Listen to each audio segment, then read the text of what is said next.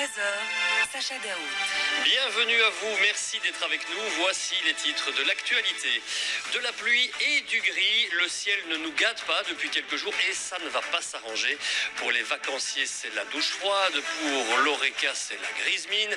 Reportage dans un camping dans un instant. Mais certains commerçants se réjouissent un peu. Ils vendent des articles plutôt inhabituels pour la saison. Nous verrons comment on s'est adapté dans les rayons.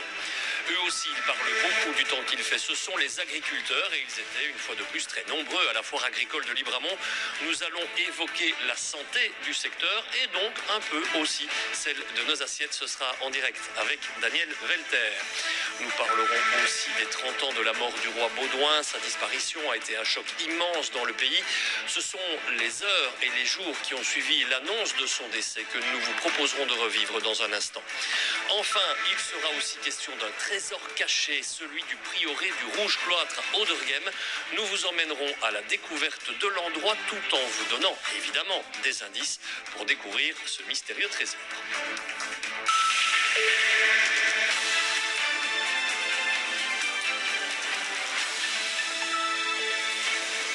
Juste ciel, madame, monsieur, bonjour. La météo est décidément bien maussade en ce moment et ça va encore durer. Vous ne trouverez pas grand monde sur les plages aujourd'hui. Vous n'entendrez pas non plus parler de terrasses bondées. Et dans les campings, le climat n'y est pas non plus, ni au niveau des températures, ni au niveau de l'ambiance des activités. Alors, on s'adapte, tout simplement, parce qu'on n'a pas le choix. Reportage dans la région de Marche-en-Famenne avec Arnaud Hyperciel, Guillaume Latour et Benjamin Carlier. C'est l'heure du départ pour ce couple de retraités. Après un week-end passé dans ce camping, c'est retour à la maison. Un départ qui n'est pas précipité à cause des conditions météo, car à plus de 70 ans, ils trouvent toujours de quoi s'occuper, même sous la pluie. On a fait des bons croisés, beaucoup. Moi, je vais me balader autour de l'étang et tout ça, voir les pêcheurs. Passe le temps. On joue au triomino. Mais en dehors de ces touristes wallons, c'est le calme plat. Presque tous les emplacements sont vides.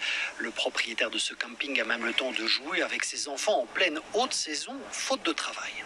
Depuis la semaine passée, début de la pluie, les plus courageux sont restés jusqu'au mercredi, jeudi. Et puis là, ça fait vraiment très calme. Il me reste 2 ou 3% d'occupation au passage. Après un début du mois de juillet où il a fallu refuser du monde grâce à une météo très favorable, le début du mois d'août s'annonce beaucoup plus difficile. Pour l'instant, j'ai plus d'annulations que de réservations.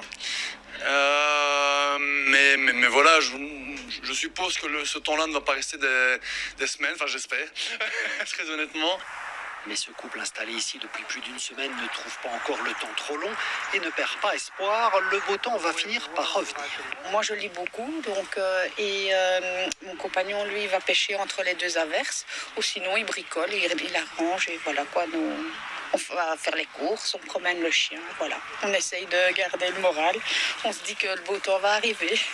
Mais ces campeurs, comme tous les autres, devront être encore bien patients, car aucune amélioration des conditions météo n'est attendue avant le week-end prochain.